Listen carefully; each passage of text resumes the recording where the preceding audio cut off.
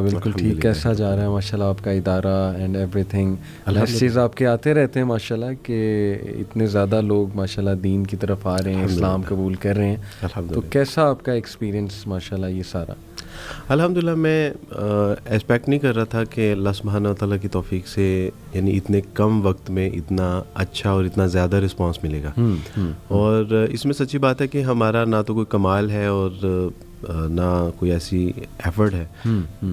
آپ اسلام کو یعنی خوبصورت کر کے جب لوگوں کے سامنے یہ معاشرے میں پیش کرتے ہیں تو لوگ الحمدللہ یعنی صحیح چیز کی طرف مائل بھی ہوتے ہیں, حق کی طرف مائل بھی ہوتے ہیں. میرا خیال ہے کہ ہماری پریزنس کچھ ٹھیک نہیں ہے. تو الحمدللہ میں نے تو جن لوگوں کو بھی اچھے طریقے سے اسلام کے جو پہلو بھی بیان کیے ہیں, بتائے ہیں, سمجھائے ہیں, پہنچائے ہیں, انہوں نے ویلکم کیا ہے الحمدللہ. اور میں بلکہ سیرت میں بھی کل پڑھا رہا تھا, پرسوں سوری, میری کلاس تھی سیرہ کی, اس میں وارث میں ایک واقعہ آیا مصعب بن عمیر. آپ کو پتہ ہوگا ان کو نبی صلی اللہ علیہ وسلم نے ایمبیسیڈر بنا کر بھیجا, دائی بنا کر, اور ان کے ہاتھ پہ بڑے لوگوں نے اسلام قبول کیا ماشاءاللہ مدینہ میں.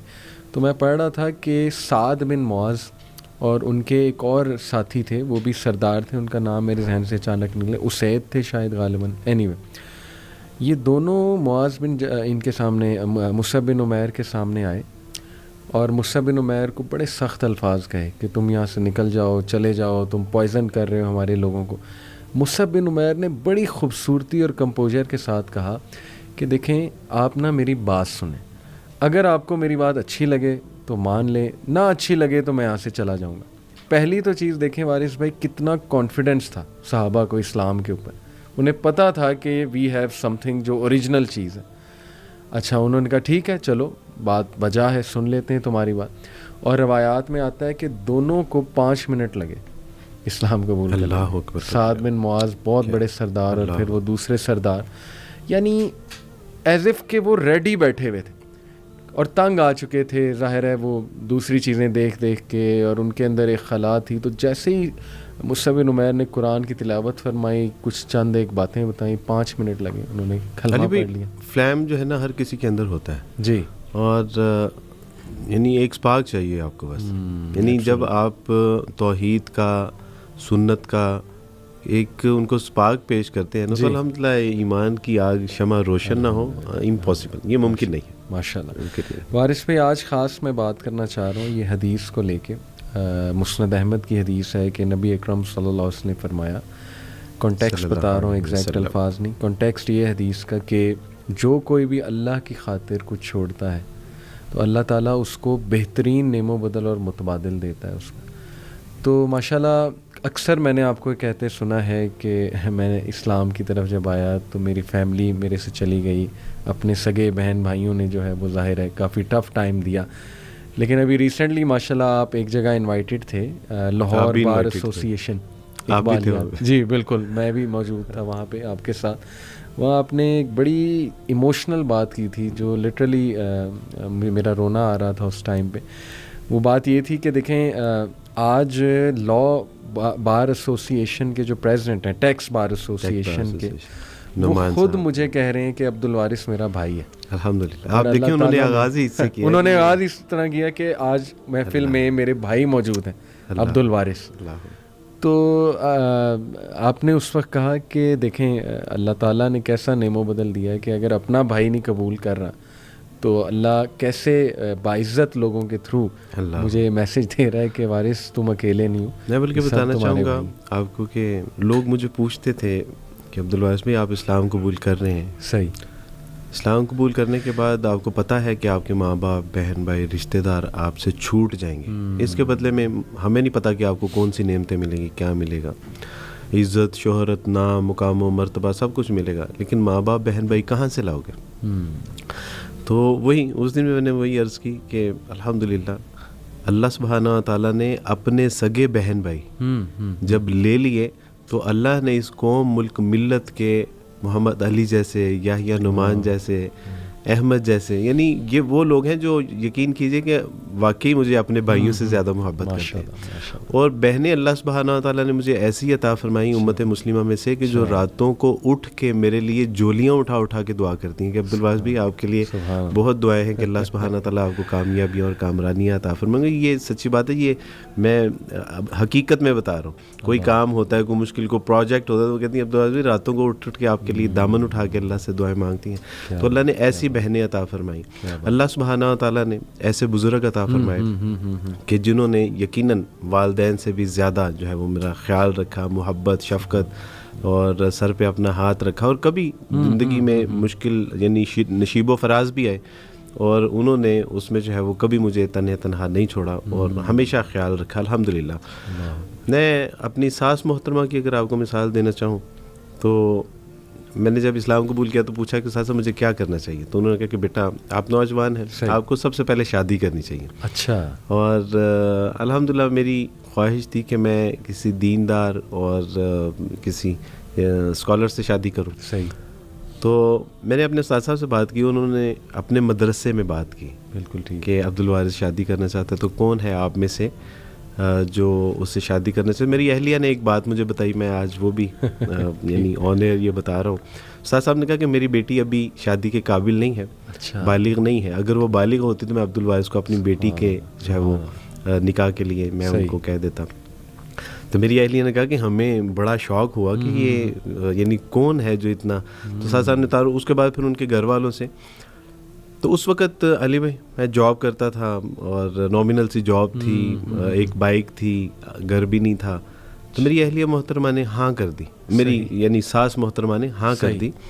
تو میں نے ان سے پوچھا یعنی دبے لفظوں میں کہ میرے پاس نہ گھر ہے، نہ کوئی میرا نام ہے، نہ کوئی میری پہچان ہے، اور ابھی مجھے 1.5 سال ہوا ہے اسلام قبول کیے. صحیح. تو آپ نے اتنا بڑا فیصلہ، انہوں نے کہا نہیں، ہم نے آپ کے گھر بار، آپ کی شکل و صورت، مال و دولت، آپ کی یعنی کسی چیز کو نہیں دیکھا، ہم نے صرف اس چیز کو دیکھا ہے کہ آپ نے رسول اللہ صلی اللہ علیہ وسلم کا کلمہ پڑھا ہے. تو آپ تصور کیجئے کہ اس ماں کا کیا حوصلہ ہوگا کہ جس نے یعنی اتنی بڑی جو ہے وہ قربانی دی. الحمدللہ. یہ ایک وقت ایسا ہے، یہ نوجوانوں کے لیے ایک بڑی اہم چیز ہے کہ جب میری فیانسی تھی اور انہوں نے جب اسلام قبول کرنے جا رہا تھا تو میں نے ان سے کہا کہ دیکھیں ہم شادی کر لیں گے اور میں مسلمان اور آپ عیسائی بھی رہیں تو دیر از نو پرابلم. صحیح. تو اس نے کہا کہ یہ کس طرح ممکن ہے کہ میں مسیح کو چھوڑ دوں. تو اس نے کہا کہ دیکھیں آپ کے پاس ایک آپشن ہے، یا اسلام یا پھر ثانیہ. تو یہ بچپن کی محبت، وہ وعدے، وہ وفائیں، وہ خواب، وہ فیوچر پلاننگ. تو میں نے کہا آج آپ نے صرف یہ چھوٹی سی بات کر کے سارا کچھ ختم کر دیں گے. تو اس نے کہا کہ نہیں، یا اسلام قبول کر لیجیے یا مجھ سے شادی کر لیجیے. میں نے ایک لمحے کے لیے سوچا کہ عبدالوارث، اللہ تو وحدہ لا شریک ہے، خواتین تو معاشرے میں اللہ نے اور بھی بنائی ہیں، لڑکیاں تو اور بھی ہیں. تو میں نے کہا کہ نہیں، انشاءاللہ میں اسلام قبول کروں گا اور اپنی بچپن کی محبت کو سیکریفائی کروں گا. اس کا نتیجہ اللہ سبحانہ و تعالیٰ نے یہ نکالا کہ آج میرے نکاح میں ایک نہیں 2 نیک صالح عالمہ اور پڑھی لکھی سمجھدار بردہ بار صابرہ اور شاکرہ جو ہے وہ خواتین میرے یعنی اللہ نے ایک لے کے مجھے اس سے کہیں بہتر. تو میں آپ سے عرض کرنا چاہتا ہوں کہ یہ بالکل صحیح بات ہے کہ اللہ سبحانہ تعالیٰ جب کوئی چیز لے لیتا ہے تو وہ بہتر نہیں، بہتر سے بھی بہترین عطا فرماتا ہے. یہ اللہ کی سنت ہے.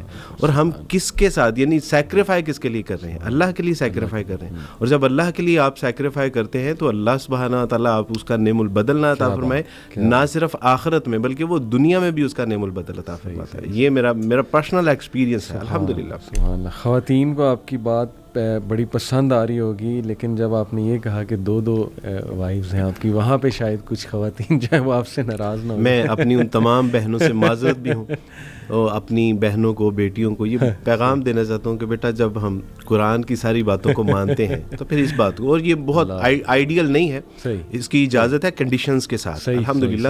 اور میں اپنی بہنوں کو، اپنی بیٹیوں کو یہ بات بھی بتاتا چلوں کہ that was not my choice. یہ میری اہلیہ محترمہ نے کروائی تھی چاچی، الحمدللہ. آج آپ سارے راز مجھ سے اگلوا رہے ہیں الحمدللہ. تو باقاعدہ طور پہ علی بھائی سعودیہ سے ایک خاتون صرف میری اہلیہ محترمہ کو دیکھنے کے لیے آئی تھی کہ آج کے معاشرے میں بھی ایسی خواتین ایگزسٹ کرتی ہیں کہ جو اپنے شوہروں کی اپنے ہاتھ سے شادی کروانا چاہیں. ماشاءاللہ، بارک اللہ وارث بھائی، اللہ آپ کو نظر بد سے بچائے اور اللہ آپ کی برکت دے. یہ جو آپ نے یہ سارا ایک ماشاءاللہ اپنا زندگی کا ایک نچوڑ بتایا، مجھے وہ آیت یاد آ رہی تھی کہ وَمَن يَتَّقِ اللَّهَ يَجْعَل لَّهُ مَخْرَجًا وَيَرْزُقْهُ مِنْ حَيْثُ لَا يَحْتَسِبُ، کہ اللہ تعالیٰ اسے بے حساب دے گا اور وہاں سے دے گا، اس کا گمان بھی نہیں جاتا ہے. کون؟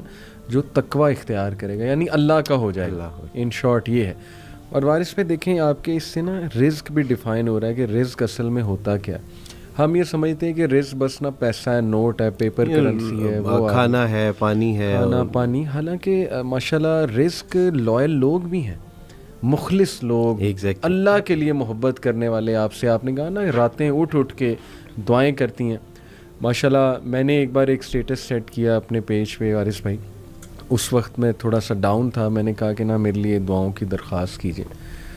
یو وانٹ بلیو وارث بھائی کہ مور دین آئی تھنک اس پوسٹ پہ 1000+ کمنٹس ہیں، اور ایسی دعائیں میرے آنکھوں میں آنسو آ گئے کہ یار لوگ اتنی محبت کرتے ہیں. یعنی یو کین ناٹ امیجن کہ you were a nobody to be honest. مطلب آج سے 10 سال 12 سال پہلے you were a know body, لیکن دین نے ایسی عزت دی، ایسے لوگ کنیکٹ کیے ماشاءاللہ. آپ جیسے بھائی، باقی بھائی جو ہمارے پیٹھ پیچھے ڈیفینڈ بھی کرتے ہیں، محبت بھی کرتے ہیں، دعائیں بھی کرتے ہیں.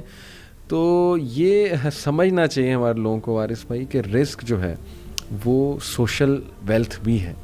بالکل صحیح بات ہے. آپ کے احساسات، کیفیات، جذبات، آپ کے ایموشنز، اور ان کو جو لوگ سپورٹ کرتے ہیں، ایڈریس کرتے ہیں، یا ان کو جو فیسیلیٹیٹ کرتے ہیں، وہ رزق ہے.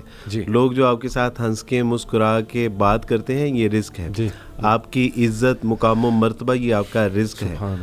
یہ ہوا، فضا، اور پھر سب سے اہم بات یہ ہے کہ دین، اللہ کے لیے اللہ کا کام کرنے کے حوالے سے آپ کے لیے انوائرمنٹ میں آسانیاں پیدا ہو جانا، یہ سارا کچھ الحمدللہ دین کے ضمن میں آتا ہے. باقی ہمارے یہاں ایک پرابلم یہ بھی ہے کہ شاید ایک تو ہم نے دین اور دنیا کو الگ الگ کر لیا، یعنی اس کو ڈفرینشیٹ کر دیا.